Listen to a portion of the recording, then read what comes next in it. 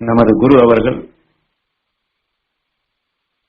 விண்ணினுடைய ஆற்றலையும், அந்த விண்ணினுடைய ஆற்றல் வானியல் தத்துவமாக இயங்கினாலும் அது புவியியலாக உருவாக்கப்பட்டு புவியியலிலே தாவரவியல்களும் உயிரியல்களும் வளர்ச்சி பெற்று வந்த நிலையில் அந்த உயிரியலுடைய வளர்ச்சி பரிணாம வளர்ச்சியாக மனிதன் வரை வந்து மனிதன் ஆனபின் எந்த விண்ணினுடைய ஆற்றல் வானியல் தத்துவமாக இவ்வாறு வந்ததோ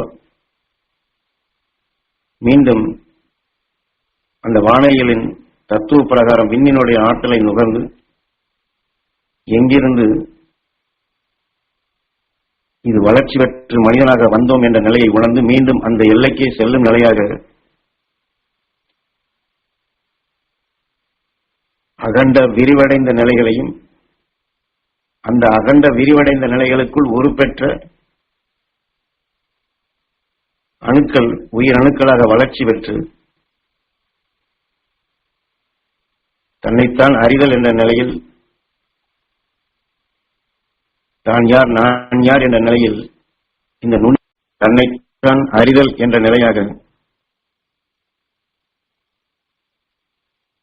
இதையெல்லாம் உபதேச வாயிலாக நமக்கு உணர்த்தப்பட்டு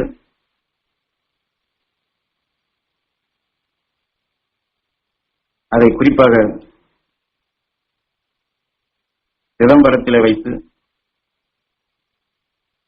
தன்னைத்தான் அறிதல் என்ற நிலையில் நாம் யார், எங்கிருந்து வந்தோம், எங்கே செல்ல வேண்டும் என்று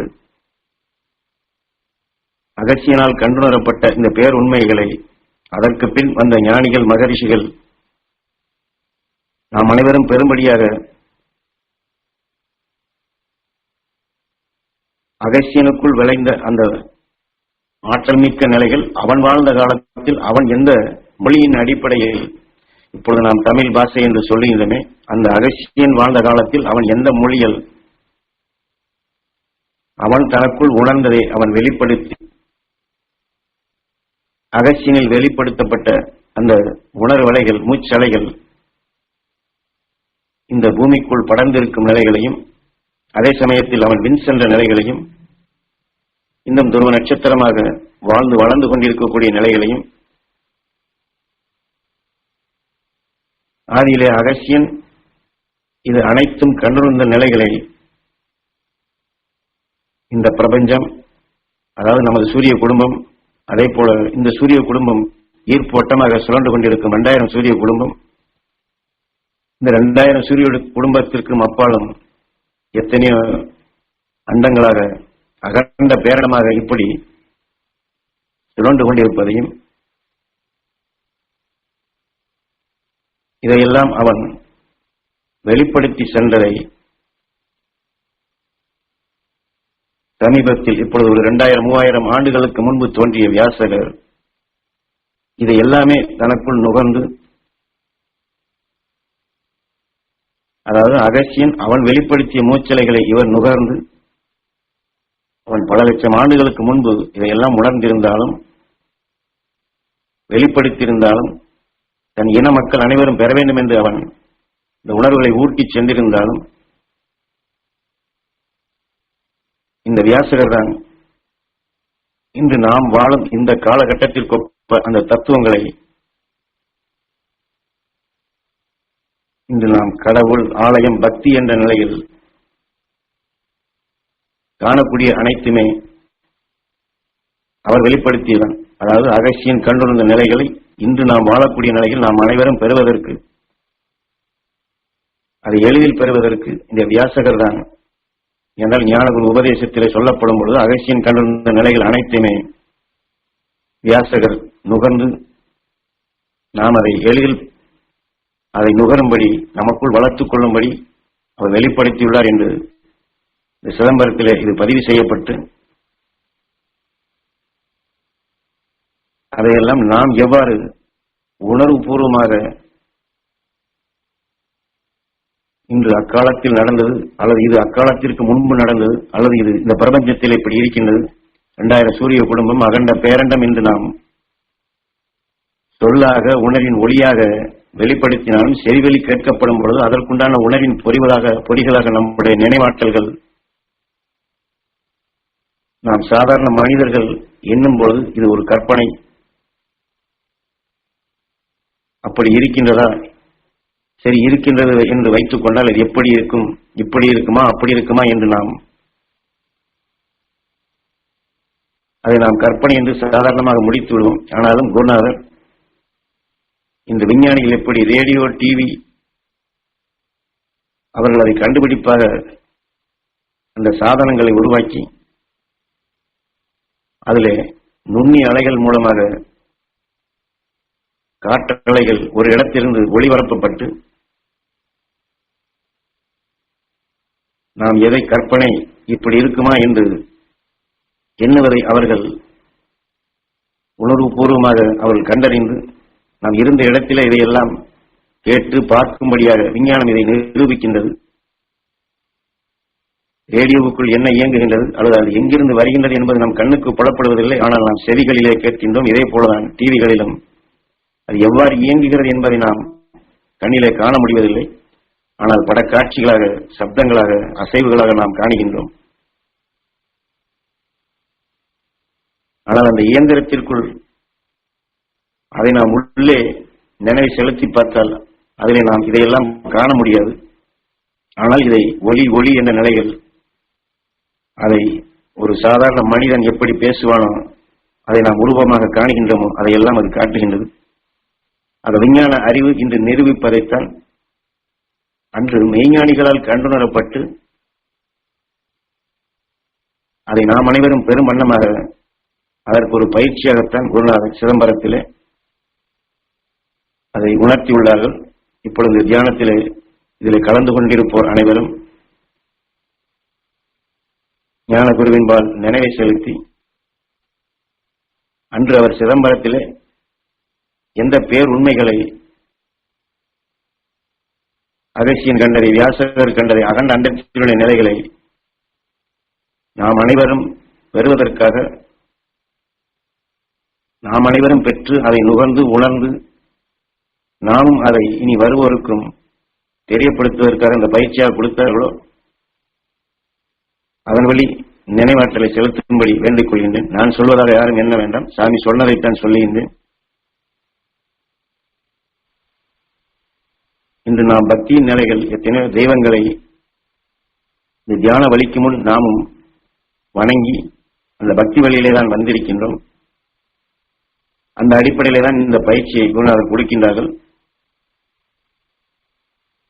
முருகா என்ற நிலையை நாம் 6வது அறிவு என்று நாம் தெரிந்து வைத்திருக்கின்றோம். ஆனால் இந்த தியான வழிக்கு வருவதற்கு முன்பு நாம் முருகன் ஒரு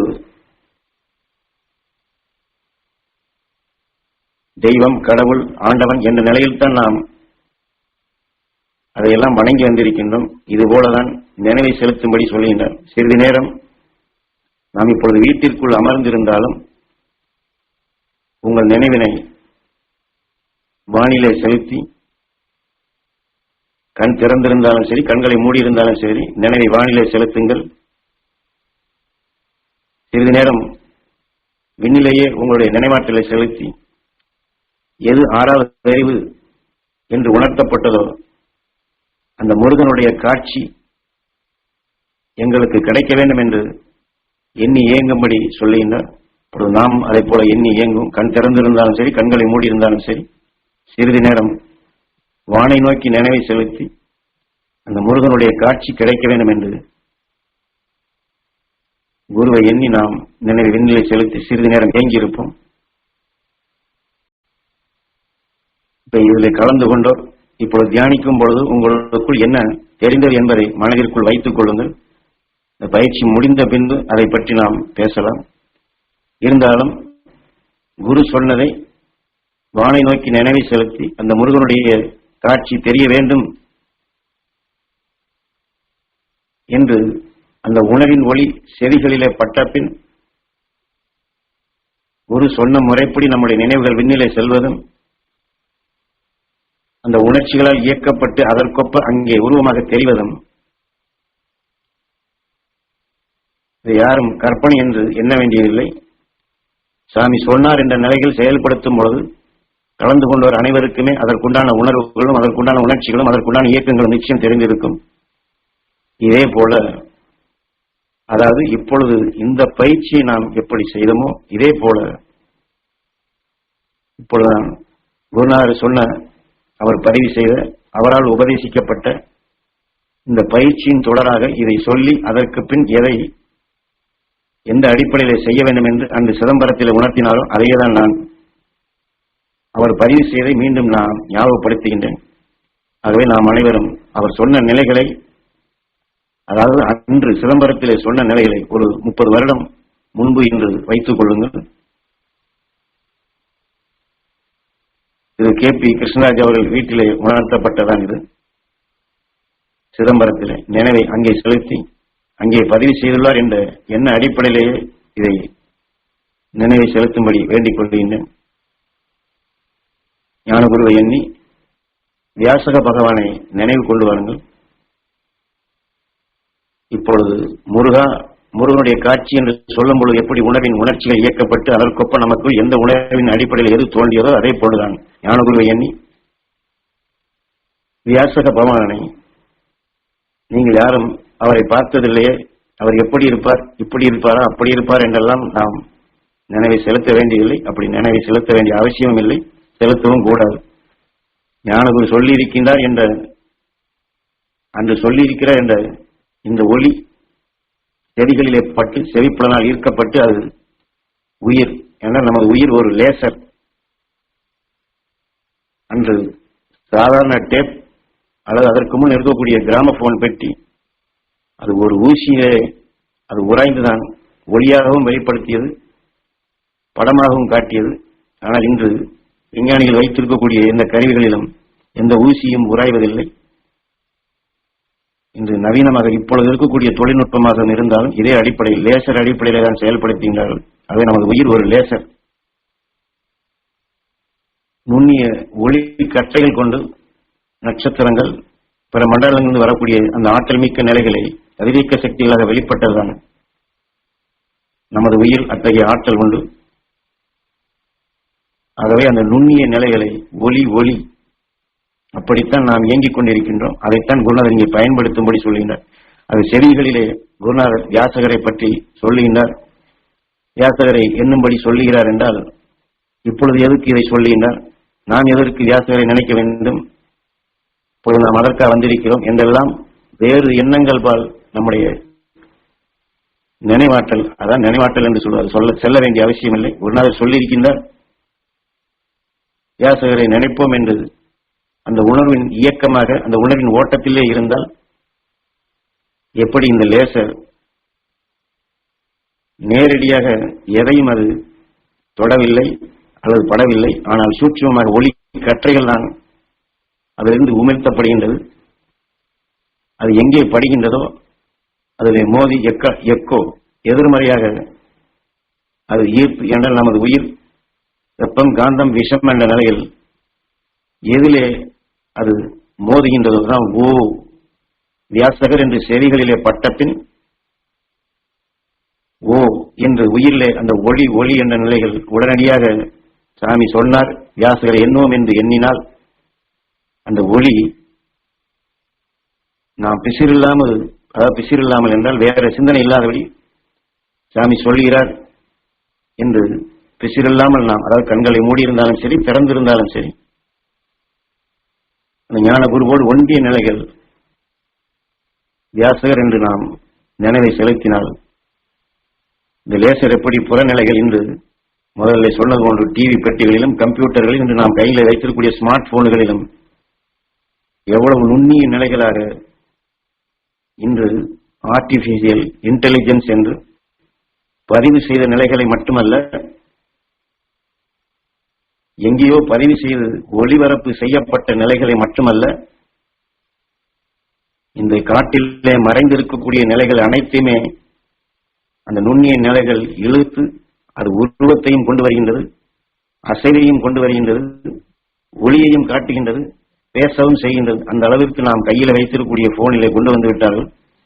அந்த லேசர் எப்படி இயங்கி படத்தை போடுகின்றதோ, அசைவை காட்டுகின்றதோ, ஒளியை எழுப்புகின்றதோ, எழுத்துக்களை கொண்டு வருகின்றதோ அதை அழுத்தியவுடனே எப்படி அதனுடைய விரிவாக்கங்களாக அந்த லேசர் காற்றிலே இருப்பதை அனைத்தையும் கலந்து ஒன்றாக குவித்து பட காட்சிகளாக அசைவுகளாக அந்த கருவி செய்வது போன்று நாம் ஞான குருவை எண்ணி 2000-3000 ஆண்டுகளுக்கு முன் வாழ்ந்த வியாசகரை நாம் எண்ணினோம் என்றால் அவருடைய அந்த உருவமும் அந்த உணர்வுகளும் உணர்ச்சிகளும் நாம் சிறிது நேரம் சில இடங்களில் சொல்லப்படும் பொழுது ஏதோ காதிலே கேட்பது போன்று அல்லது ஏதோ மங்களாக தெரிவது போன்று நாம் உணர்கிறோம் அல்லவா? இந்த உணர்வுகள் நமக்குள் தோன்றும். அந்த அடிப்படையிலே தான் இதை சொல்வது. அவை ஞானகுருவை எண்ணி வியாசக பகவானை நினைவு கொண்டு வாருங்கள். ஞானகுருவின் அருளால் வியாசக பகவானின் அருள் சக்தி நாங்கள் அனைவரும் பெற அருள்வாய் ஈஸ்வரா என்று ஞானகுருவையும் வியாசக பகவானையும் திரும்ப திரும்ப நினைவை ஈஸ்வரா என்று உயிரோடு ஒன்றி நினைவை செலுத்தும்படி வேண்டிக் கொள்கின்றேன். வியாசகரால் கண்டுணரப்பட்ட அந்த அகஸ்தியின் உணர்வுகளைத்தான் குருநாதர் உபதேசமாக கொடுக்கப்படும் பொழுது மேரு என்ற மலையை மத்தாக வைத்து, வாசுகி என்ற பாம்பை கயிறாக வைத்து, பார்க்கடலை கடையப்படும் பொழுது கடைந்த நிலைகள் ஈர்ப்பின் நிலையாக புறத்திலிருந்து ஈர்க்கப்பட்டு ஒன்றுடன் ஒன்று மோதி இணைந்து அது உறைந்த நிலைகள் அந்த அணுக்களும் உயிரணுக்களும் அதனுடைய வளர்ச்சிகளும் மீண்டும் மீண்டும் இது தொடர்ச்சியாக செயல்படும் பொழுது தாவர இனங்களும் அதனுடைய சத்தை கலந்து இந்த உயிர் அணுக்கள் உடல் பெறுவதும் உலகிலிருந்து மனிதனாக வளர்ச்சி பெறுவதையும் அன்று வியாசகரால் உணர்த்தப்பட்ட நமது பூமி என்றால் மேரு என்றால் மேரு என்ற மலை என்று வரப்படும் பொழுது அடுக்கடுக்காக, அதாவது கண்ணுக்கு புலப்படாத சக்திகள், நாம் தூசுகள் என்று சொல்லுகின்றமே, கண்ணுக்கு தெரியாத தூசுகள், அதுதான் ஒன்றுக்கு மேல் ஒன்றாக அடுக்கடுக்காக படிந்து படிந்து நாம் இந்த தரையில பார்க்கின்றோமே. தரையை தோண்டும் பொழுது மேலே ஒரு அடிக்கு ஒரு மாதிரி, இப்படி கீழே தோண்ட தோண்ட எத்தனையோ படிவங்களாக அடுக்குகளாக இருப்பது போன்று தான் மேரு என்ற மலை. இந்த பூமி அப்படித்தான் தூசு போன்று இருந்து இவ்வளவு பெரிய மலையாக அது எதை வைத்து சிறு தூசாக இருந்தது. அதில் இருக்கக்கூடிய வெப்பம் காந்தம் என்ற நிலையில் புறநிலைகளோடு அது மோதும் பொழுதுதான் இந்த இயக்க சக்தி வலும் நுகரப்பட்டு அது சிறுக சிறுக அந்த வெப்பத்தின் தணல், அதான் வெப்பம் கூட காந்தம் கூட ஈர்க்கும் சக்தி கூடும் பொழுது மோதல் அதிகமாகி மோதலினால் மீண்டும் ஈர்க்கும் சக்தியும் வெப்பமும் இப்படி தொடர்ந்து ஒரு தான் கயிறு என்று சொல்வது.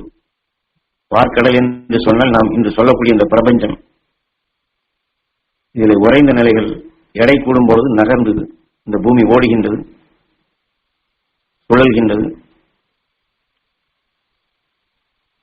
அதைத்தான் இங்கே கயிறு என்று நாம் ஒரு தயிரை கடையும் பொழுது எப்படி மாறி மாறி அதை சுழற்றுகின்றமோ அதை போன்று இந்த பூமி தன்னைத்தான் சுழன்று இந்த பால் கடலிலே,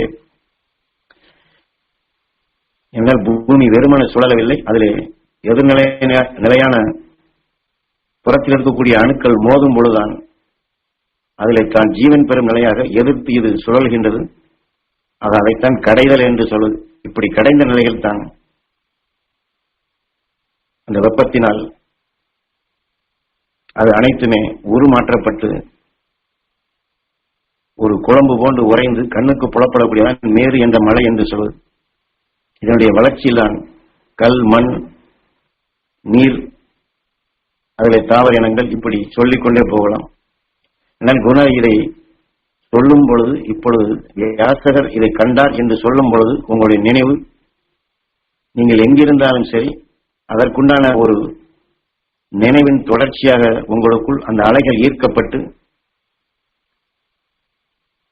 அன்று வியாசகர் எதை அகஸ்தியன் வெளிப்படுத்திய மூச்சலைகள்,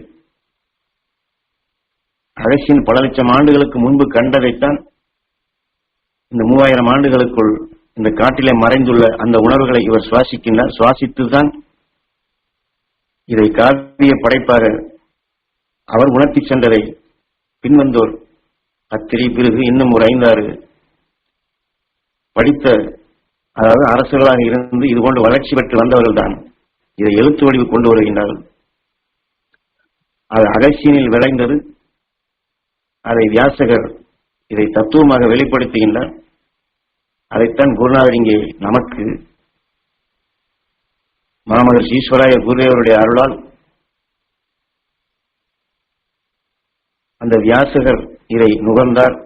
அதை குருநாதர் எம்மை நுகரும்படி செய்தார். அதை உங்களுக்கு இங்கே பயிற்சியாக கொடுக்கிறேன் என்று சொல்லப்படும் போது அகசியனில் விளைந்தது, ஈஸ்வராய குருதேவர் விளைந்தது, வியாசனில் விளைந்தது என்று நாம் நினைவை செலுத்தும் பொழுது அதை ஈர்க்கும் ஆற்றலும் நுகரும் ஆற்றலும் கவரும் ஆற்றலும் உயிரிலே படும் பொழுது அந்த ஒளி அந்த உணர்ச்சிகள் தோன்றுவதும், முதலில் சொன்னது கொண்டது ரேடியோ டிவி எப்படி ஒளிகளையும் படக்காட்சிகளையும் அசைவுகளையும் இந்த ஆர்டிபிஷியல் இன்டெலிஜென்ஸ் என்று சொல்லும் பொழுது அதை இன்னும் தெளிவாக எப்படி மறைந்த நிலைகளை இணைத்து காட்டுகின்றதோ, இதை போன்று நாம் அந்த படக்காட்சிகளாக, அதாவது உணர்வலைகளாக, ஒளி அலைகளாக,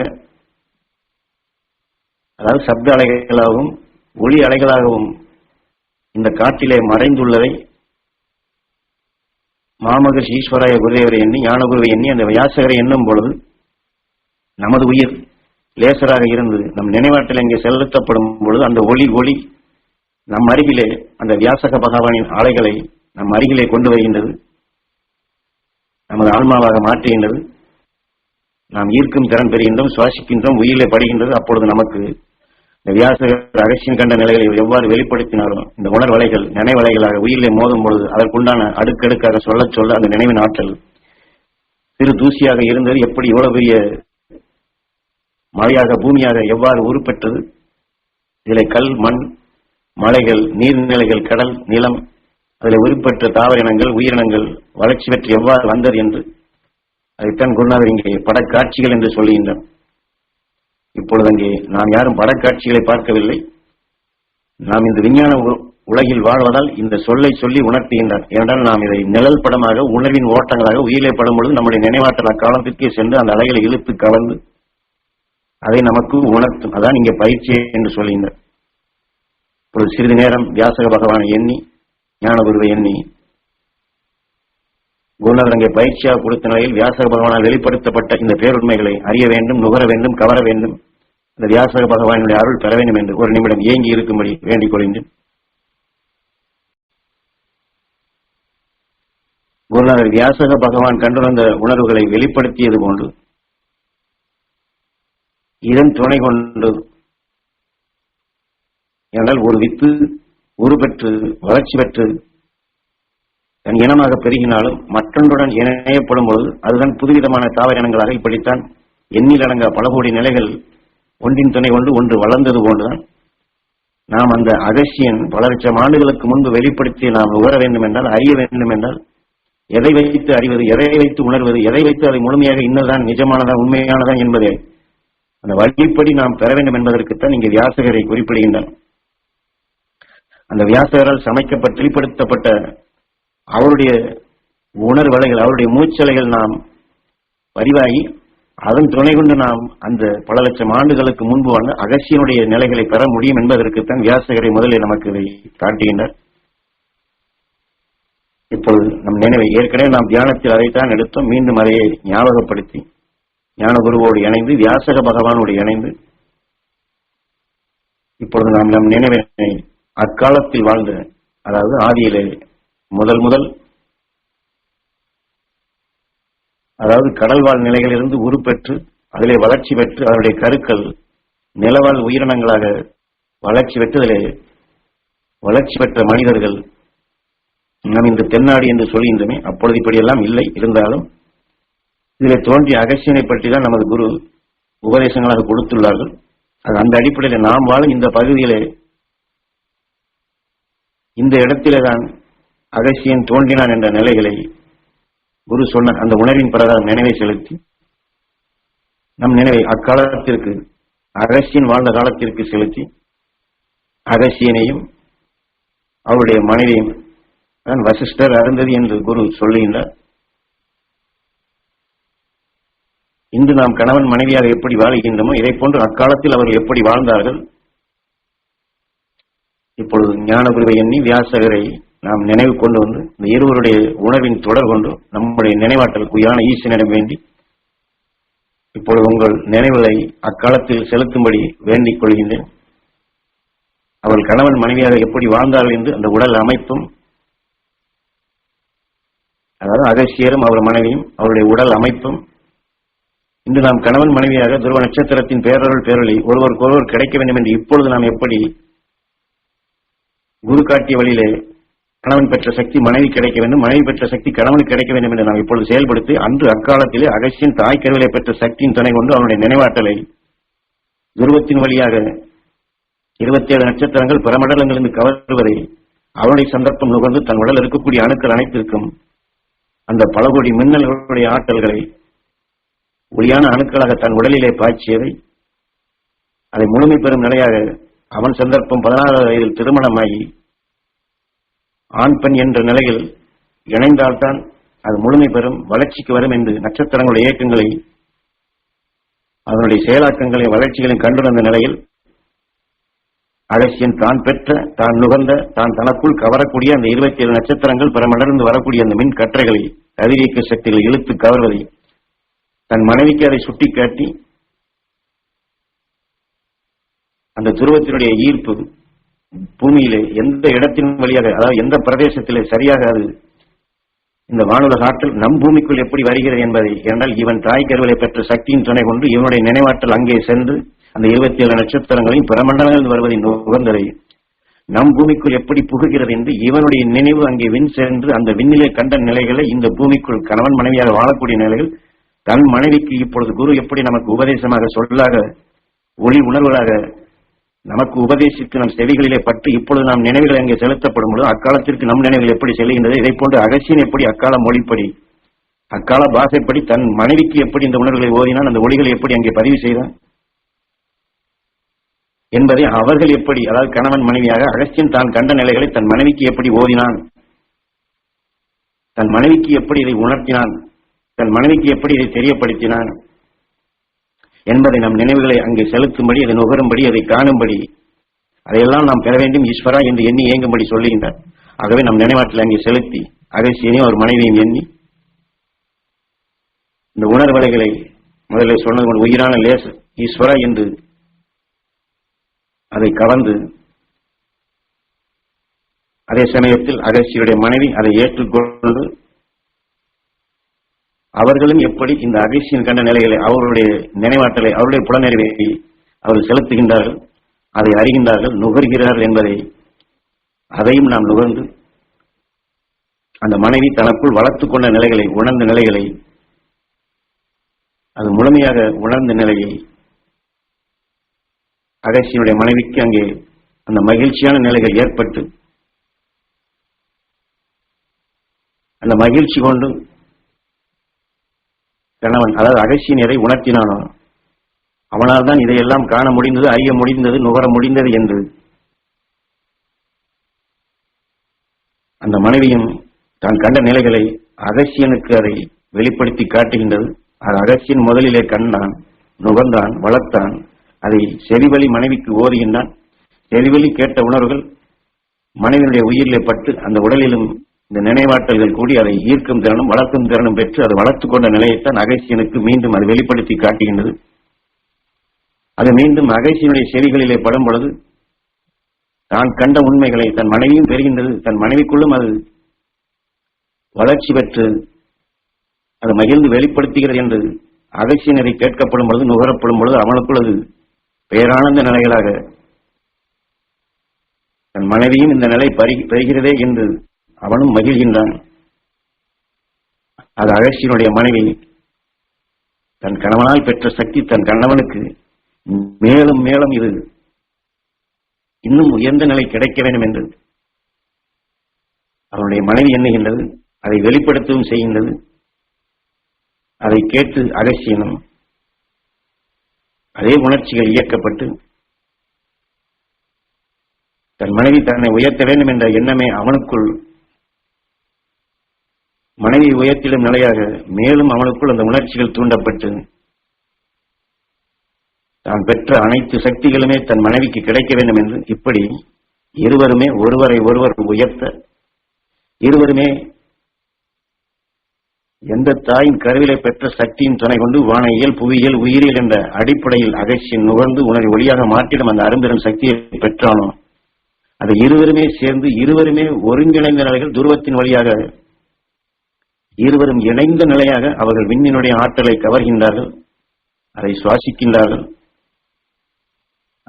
அகசியனில் விளைந்தது போன்று, அகசியன் மனைவியில் விளைந்தது போன்று இங்கே இரு மனமும் இரு உணர்வும் இரு உயிரும் ஒன்றாக முடித்து இருவரும் ஏகோபித்த நிலைகள் இந்த பிரபஞ்சத்தின் இயக்கத்தையும், இந்த பிரபஞ்சம் என்றால் சூரியனும் அதில் இருக்கக்கூடிய கோள்களும் 27 நட்சத்திரங்களையும் இந்த பிரபஞ்சத்தின் இயக்கத்தை காணுகின்றார்கள். அது அகசியரும் அவர் மனைவியும் தங்களுக்குள் பரிமாறிக்கொண்ட இந்த பிரபஞ்சத்தின் இயக்கத்தை கண்ட உணர்வுகளை ஞானத்தில் அமர்ந்திருக்கும் நாம் அனைவரும் ஞான குருவினர்களால் வியாசக பகவானினால் நாமும் இதை நுகர்வோம். இப்பொழுது நாம் இங்கே தியானம் செய்பவர்கள் ஒரு சிலர் கணவன் மனைவியாக இருக்கலாம், ஒரு சிலர் கணவன் மட்டும் அல்லது மனைவி மட்டும் இருந்தாலும் இப்பொழுது சொல்லும் பொழுதே ஞானகுரு காட்டிய வழியில் அன்று அகசியன் பெற்ற சக்திகளும் கணவன் மனைவியாக அவர் ஒருங்கிணைந்த நிலையில் பெற்ற எப்படி நமக்கு வழிகாட்டுகின்றார்களோ இப்பொழுது நாம் கலந்து கொண்டு வரும் கணவன் தன் மனைவிக்கு கிடைக்க வேண்டும் என்றும் மனைவி கணவனுக்கு கிடைக்க வேண்டும் என்றும் இந்த ஒருமித்த நிலையிலே நாம் இயங்கி அதை பெறுவோம். இப்பொழுது நாம் இந்த பிரபஞ்சத்தை அகசியன் கண்டதை நாம் நுகர்வோம். சிறிது நேரம் அகசியனும் ஒரு மனைவியும் சேர்ந்து துருவத்தின் வழியாக இந்த பிரபஞ்சத்தின் ஆற்றலை நுகர்ந்ததை நாம் இப்பொழுது ஏங்கி தியானிப்போம், நுகர்வோம். அடுத்து நம் சூரிய குடும்பம் போல மற்ற சூரிய குடும்பங்கள், அதாவது 2000 சூரிய குடும்பங்களுக்கும், அதாவது முதல்ல எப்படி நாம் முருகனுடைய காட்சியை காண வேண்டும் என்று ஏங்குங்கள் என்று குரு சொன்னாரோ இதே போன்று இப்பொழுது நாம் ஞானகுருவை எண்ணி, வியாசரை எண்ணி, அகசியரை எண்ணி, அதாவது அகசியர்கள் அகசியர் மனைவி இருவரையுமே சேர்ந்து எண்ணி நம் சூரிய குடும்பத்தை போன்று 2000 சூரிய குடும்பத்தையும் நாம் காண வேண்டும் என்று நினைவுகளை செலுத்தும்படி அந்த காட்சிகளை, அதாவது அந்த அதனுடைய இயக்கங்கள் இன்று நாம் சூரியனுடைய ஒளி கதிர்கள் பற்றி புறநிலைகளை புறப்பொருள்களை காணுவது கொண்டு, இந்த பூமிக்குள் காணுவது கொண்டு, நம் வீட்டிற்குள் காணுவது கொண்டு நம்முடைய நினைவாற்றில் ஞானகுரு காட்டிய வழியிலே நம்முடைய நினைவாற்றில் அந்த அகண்ட அண்டத்திலே அந்த 2000 சூரிய குடும்பம் என்று சொல்லும் பொழுது செவிகளிலே பட்டு இந்த உயிரிலே மோதும் பொழுது இங்கே நாம் புறப்பொருளை இந்த சூரியனுடைய வெளிச்சத்தால் எப்படி காணுகின்றோமோ இதையே நம் குரு அவர் பெற்ற பேரத்தில் அந்த மெய் ஒளி கொண்டு மெய்ப்பொருள் காணும் ஆற்றலாக, மெய்ப்பொருள் காணும் திறனாக நம்முடைய நினைவுகளை அங்கே செலுத்தினாலே போதுமானது. இந்த 2000 சூரிய குடும்பத்தினுடைய உணர்வுகளும், அதனால் அங்கே ஒரு சில சூரியன் நம் சூரியனை காட்டிலும் பெரிய சூரியன்களாக வளர்ச்சி பெற்ற நிலைகளாக இருப்பதும், அதை போன்று இந்த சூரிய குடும்பங்களிலே வளர்ச்சி பெற்ற நிலையில் மனிதனாக தோன்றி அங்கே பூமியிலே வாழ்ந்து கொண்டிருக்கக்கூடிய நிலைகளும், நம்மை போன்ற விஞ்ஞான அறிவு கொண்ட நிலையிலும், வளர்ச்சியற்ற நிலைகளும், நம்மை காட்டிலும் வளர்ச்சி பெற்ற நிலைகளிலும், அதில் வின் சென்று நம் பூமியினுடைய ஈர்ப்போட்டத்தில் துருவ நட்சத்திரம் சப்தரிஷி மண்டலம் இருப்பது போன்று அந்த 2000 சூரிய குடும்பத்திலும் இதே போன்று துருவ நட்சத்திரம் சப்தரிஷி மண்டலங்களும் இதே போன்று ஒளியான நிலைகள் சுழன்று கொண்டிருப்பதையும், அதையெல்லாம் நீங்கள் காண முடியும், அறிய முடியும், நுகர முடியும். அந்த 2000 சூரிய குடும்பத்தினுடைய அதனுடைய இயக்க சக்தியினுடைய ஆற்றலை, அந்த ஈர்ப்பு சக்தி என்றால் அந்த சக்தி தான் நமது உயிரில் இயங்கிக் கொண்டுள்ளது. இது இப்பொழுது நாம் நினைக்கும் பொழுது மட்டுமல்ல, நம் உயிரும் அவ்வாறு தான் இயங்கிக் கொண்டுள்ளது. அதைத்தான் என்றும் 16 என்றும் 16 என்றால் பிறப்பும் இல்லை இறப்பும் இல்லை என்றால், பிறப்பு என்று நமக்கு ஒரு உணர்வு இருக்கின்றது, இறப்பு என்று ஒரு உணர்வு இருக்கின்றது. ஆக இந்த உணர்வு பிறப்பும் இல்லை இறப்பும் இல்லை என்றால் இதுதான் இயக்கத்தினுடைய தொடர் தான். என்றும் 16 என்று சொல்வதனுடைய அந்த சொல்லுக்குள்ளான பொருள் இப்பொழுது நாம் கண்ணுற்று பார்க்கும் பொழுது தாய், தந்தை, குழந்தை, உடல் என்று தெரிகின்றது. தாய் தந்தை மடிந்து விட்டார்கள், நானும் மடிந்து விட்டேன், என் குழந்தைகளும் மடிந்துவிடும் என்று சொல்லும் பொழுது இந்த பதிவு இது ஒரு பிறப்பாக, என் தாய் தந்தை இறந்தார்கள், இப்பொழுது இல்லை அவர்கள் இறந்து விட்டார்கள் என்று சொல்லும் பொழுது இது பிறப்பு இறப்பு என்று தெரிகின்றது. ஆனால் இதையே இந்த 2000 சூரிய குடும்பத்தினுடைய இயக்க ஓட்டத்தினுடைய அந்த நுண்ணிய நிலைகள் எவ்வாறு அதில் உயிர் அணுக்களாக உயிர்களாக ஆற்றல் மிக்க சக்திகளாக. என்றால் இந்த உயிருக்கு அழிவில்லை. அந்த அழிவில்லாத உணர்வுக்கு நாம் சென்று விட்டால் அந்த உயிர் எந்த அழியாத சக்தியிலிருந்து தோன்றியதோ அதனுடைய இயக்கம் நமக்கு தெரிய வரும் பொழுது, அதில் வளர்ச்சி பெற்ற நிலையில் நாம் இணைந்திடும் நிலையாக நாம் இப்பொழுது பயிற்சியாக எடுக்கப்படும் பொழுது, இந்த உடல் என்று நாம் எண்ணும் பொழுது, இந்த பூமி என்று எண்ணும் பொழுதுதான் பிறப்பு இறப்பு என்று வருகின்றது. ஆனால் அந்த இயக்க ஓட்டத்தினுடைய தொடருக்கு நம்முடைய நினைவாற்றல் சென்று விட்டோம் என்றால், ஞானி காட்டி வழிகளை சென்றோம் என்றால் என்றும் 16 நம் உயிரோடு ஒன்றுகின்றோம். உயிருடன் ஒன்றி ஒளியாக வாழும் நம் துருவ நட்சத்திரத்தினுடைய ஈர்ப்போட்டத்தில் இணைகின்றோம். அதன் மூலம் அகசியன் கண்டிருந்த நிலையில் 2000 சூரிய குடும்பத்தினுடைய அதனுடைய இயக்க தொடர்களையும் அன்று அகசியன் கண்டதை நாம் காணுகின்றோம். அந்த உணவின் இயக்கம் நமக்குள் வரும் பொழுது நான் யார் தான் யார் என்ற நிலையில், இங்கே நான் எனது என்ற நிலை இல்லாதபடி, இன்று ஞான குரு நம்மிடம் இல்லை என்றால் உடலுடன் இல்லை என்று சொல்லலாம். ஆனால் அந்த உயிரான்மா இன்று ஒளி சுடராக தன் மனைவியோடு இணைந்த நிலையில் சிவசக்தியாக சப்தரிஷி மண்டலத்தினுடைய அங்கமாக, இந்த துருவ நட்சத்திரமாக சப்தரிஷி மண்டலங்களை எவ்வாறு ஒளி கூட்டங்களாக மின்னிக் கொண்டிருப்பதை நாம் காணுகின்றோம். அந்த ஒளியுடன் ஒளியாகத்தான் குரு இணைந்துள்ளார். அதை இந்த கூட்ட அமைப்பைத்தான் குருநாதர் நமக்கு சுட்டிக்காட்டி, இந்த உயிரான்மா எவ்வாறு வளர்ச்சி பெற்று துருவ நட்சத்திரமாக சப்தரிஷி மண்டலங்களாக அது பரிணமித்து வளர்ந்து கொண்டுள்ளது என்பதை 2000 சூரிய குடும்பத்தின் தொடர்களையும் அதை வளர்ச்சி பெற்ற துருவ நட்சத்திரம் சப்தரிஷி மண்டலங்களையும் காட்டி, இதை காட்டிலும் அகண்ட பேரண்டம் எத்தனையோ 1000, 2000, 3000 என்று அதையும் உற்று பார்க்கும்படி சொல்லி, நம் கண் புலனறிவு கொண்டு அல்ல, வியாசகன் கண்டுணர்ந்த அகசியன் கண்டுணர்ந்த மெய் என்றால், மெய் என்றால் இங்கே உணர்வு.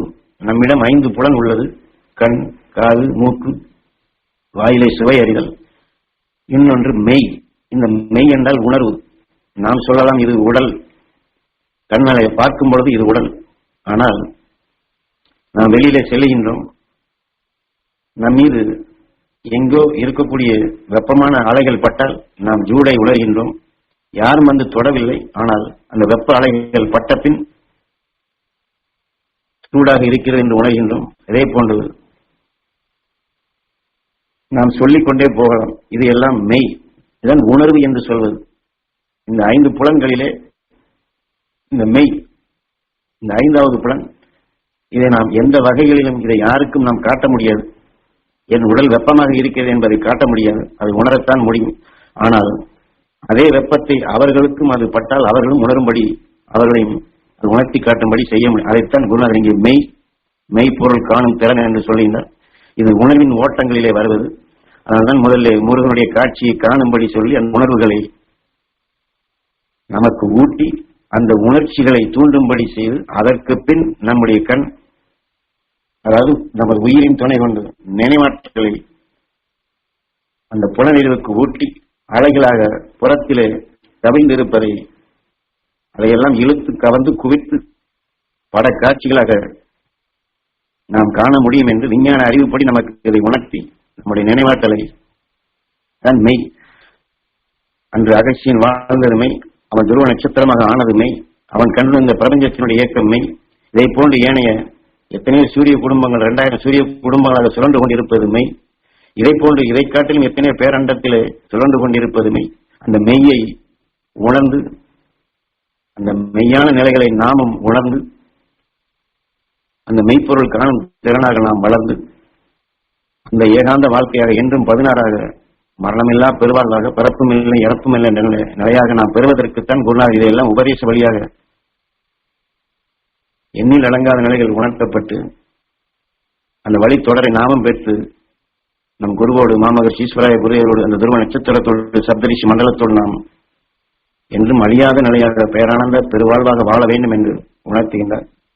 இப்பொழுது ஒரு நிமிடம் பின்னர் வரை சொன்னதை அவரவர்கள் கண்ணின் நினைவை திறந்திருந்தாலும் சரி, மூடியிருந்தாலும் சரி, ஞானகுருவை எண்ணி, வியாசகரை எண்ணி, அகசியரை எண்ணி, துருவ நட்சத்திரத்தை எண்ணி, மாமகர் ஈஸ்வராய குருதேவரை எண்ணி சொன்னது அனைத்துமே மீண்டும் இப்பொழுது நான் சொல்லவில்லை, ஒரு நிமிடம் மனதிற்குள்ளேயே நினைவை செலுத்தி, அதாவது உயிர் எவ்வாறு தோன்றியது என்ற நிலையிலிருந்து, உடல் பெற்ற நிலையில் இன்று மனிதனாக ஆன நிலையிலிருந்து, இந்த பூமியினுடைய இயக்கமும் பிரபஞ்சத்தினுடைய இயக்கமும் 2000 சூரிய குடும்பத்தினுடைய இயக்கத்தும் 2000 சூரிய குடும்பத்திலிருந்து அதனை தாண்டி எத்தனையோ அகண்ட அண்டத்தில் நாம் நினைவை செலுத்தி இதையெல்லாம் உணர்த்தக்கூடிய ஞானகுருவையும் மாமகரிஷி ஈஸ்வராய வியாசகரையும் துருவ நட்சத்திரத்தின் சப்தரிஷி மண்டலத்தையும் அன்று அகசியன் இதன் வழி எந்த அடிப்படையில் தாய்க்கருவை பெற்று இதையெல்லாம் நுண்ணிய நிலைகளை நுகர்ந்தானோ வளர்த்தானோ அகண்ட விரிவாக்கங்களுக்கு சென்றானோ ஆக விரிவான நிலைகளுக்கு நம்முடைய புலனறிவுகள் செல்வதும் அந்த விரிந்த நிலைகள் அதிலே அகசியன் தாய்க்கருவிலே அந்த நுண்ணிய நிலைகளாக தாய்க்கருவிலிருந்து அவன் வளர்ச்சி பெற்று